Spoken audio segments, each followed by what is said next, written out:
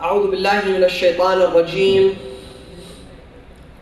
بسم الله الرحمن الرحيم، والصلاة والسلام على أشرف الأنبياء والمرسلين حبيب إله العالمين أبي القاسم المصطفى محمد وآله الطاهرين. اللهم صل على محمد وآل محمد. قال الله تعالى في محكم كتابه الكريم: أعوذ بالله من الشيطان الرجيم. بسم الله الرحمن الرحيم. كتب عليكم القتال وهو كره لكم وعسى أن تكرهوا شيئا وهو خير لكم وعسى أن تحبوا شيئا وهو شر لكم والله يعلم وأنتم لا تعلمون. صدق الله العلي العظيم. In the name of Allah, the gracious, the most merciful, may the peace and the blessings of the Almighty Allah be with and amongst all the prophets and messengers, including the last and the beloved Muhammad and his honorable and dignified and purified progeny. Respected brothers and sisters, Assalamu alaikum wa rahmatullahi wa barakatuh.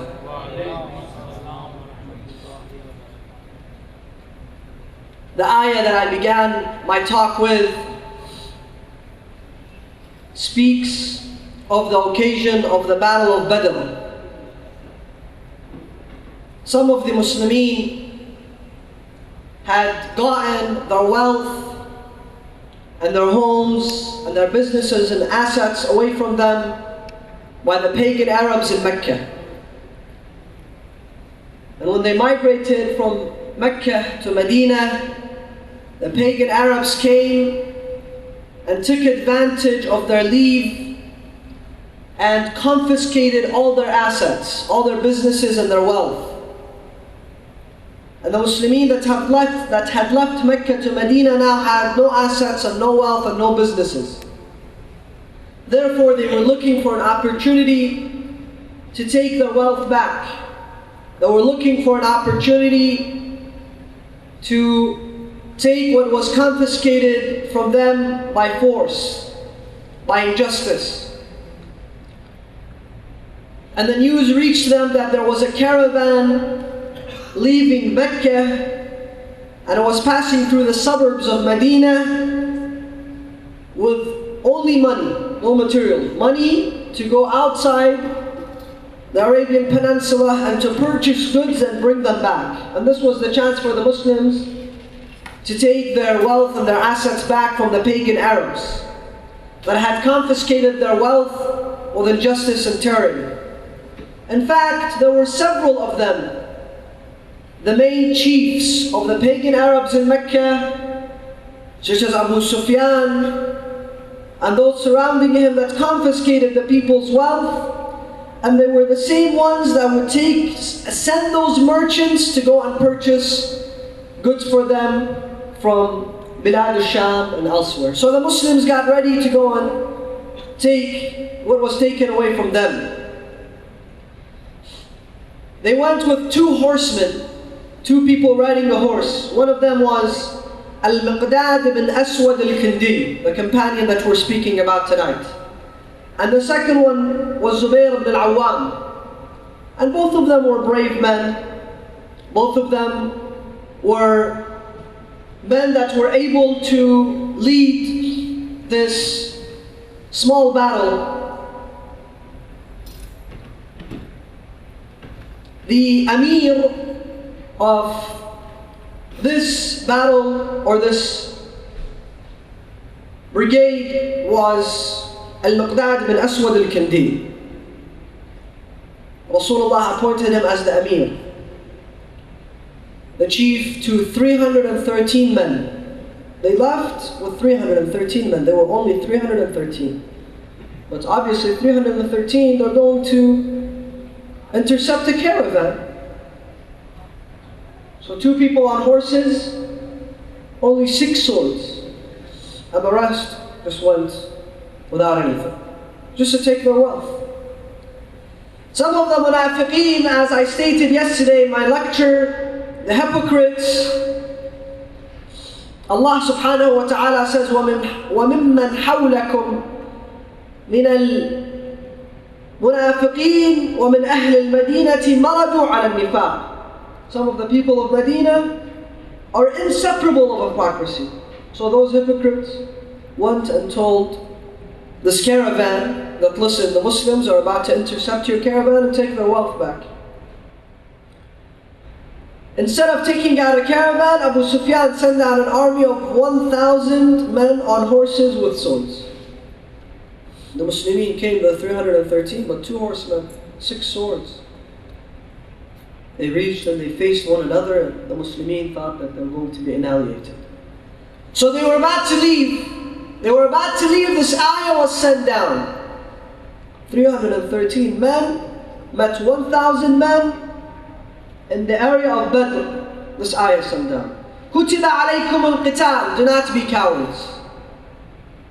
Defend yourselves.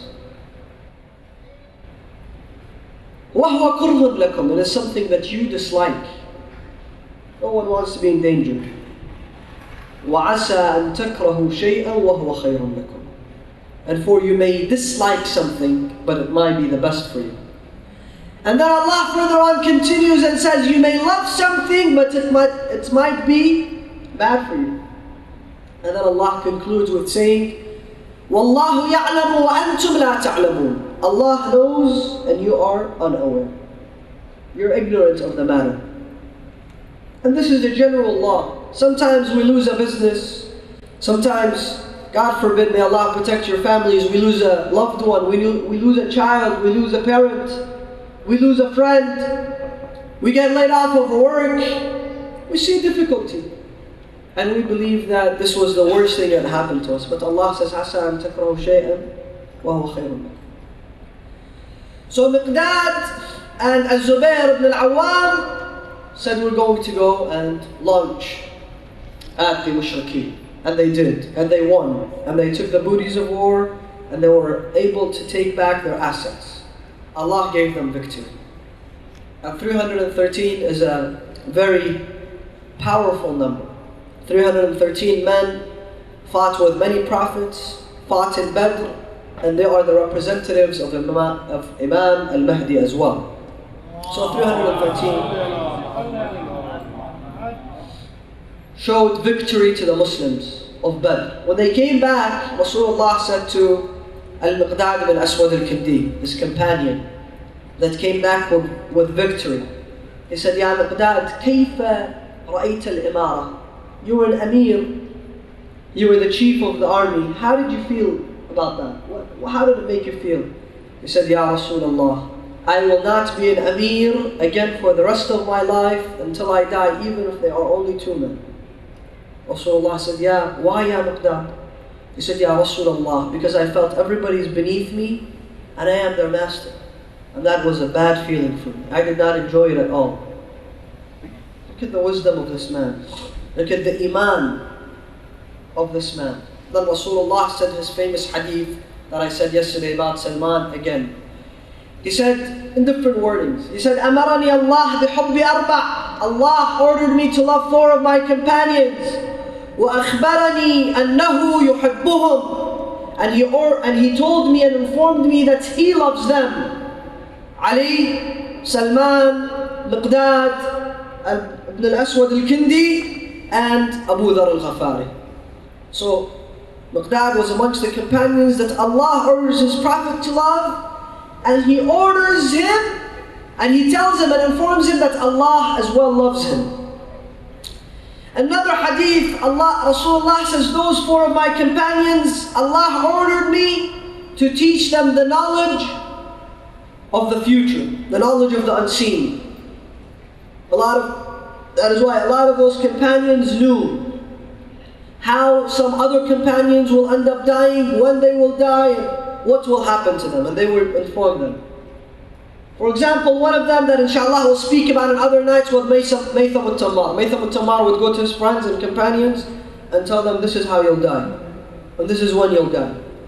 They tell him, who informed you? Who told you? How do you know this? He said, أخبرني سيدي ومولاي علي بن أبي طالب. Imam Ali told him. Imam Ali informed him. One day, Meqdad ibn al-Aswad al-Kindi, this great companion, this noble companion, After the demise of Rasulullah, of course he took the side of Amir al-Mu'mineen. He defended Amir al-Mu'mineen and he told Amir al-Mu'mineen, Ya Amir al-Mu'mineen, our swords are ready. Whenever you tell us, they are ready to defend you and defend Islam. And Amir al-Mu'mineen would tell them, Amarani Rasulullah bis-sabr wa ana amurukum bis-sabr. Rasulullah ordered me to remain patient, and I order you to remain patient as well. He did not go to where the money was, where the fame and the popularity was. He was a companion, he was a great companion. He was an Amir in the time of Rasulullah. He could have gone with the most popular of the companions, with the majority, with the Khilafah, where the money was. He could have become a governor. But no. And those people that were on the side of Amir al-Mu'mineen experienced poverty. They had nothing, but they had to remain steadfast. This was their test. And one day, Fatima to Zahra salawatullahi alayha told Amir al-Mu'mineen, Ya Ali, it's been 3 days that your kids have no food. 3 days, we just drink water. Hassan and Hussein and Zainab have not ate. We have not ate. It was the time for lunch. Amir al-Mu'mineen left the house and he went and he borrowed a dirham to go and buy some bread. And he saw Al-Meqdad bin Aswad Alkendi wandering around in Medina. He told him, Ya Meqdad, why you're out at this time? What are you doing? He said, Ya Amir al-Mu'mineen, I'm ashamed to go to my house. My children have no food. And my wife sent me to go bring food, but where am I going to go? Amir al-Mu'mineen took the dirham. He gave it to Meqdad bin Aswad al-Kendi. And he told him, Wallah, I swear, الَّذِي أَخْرَجَكَ مِنْ بَيْتُكَ أَخْرَجَنِي مِنْ بَيْتِي. The same reason why you are out of your house, I am out of my house. But take this dirham. Look at the sacrifice of Amir al-Mu'mineen. Look at the love of Amir al-Mu'mineen. Look at the heart of Amir al-Mu'mineen. They had to sacrifice in such a manner, in such a way, in order for me and you today to remember them, to follow their footsteps. I ask Allah subhanahu wa ta'ala to give us all the strength of such iman. I ask Allah subhanahu wa ta'ala to give us such patience. I ask Allah subhanahu wa ta'ala to give us the honor and the privilege of following the footsteps of such noble men. وهذا والسلام عليكم.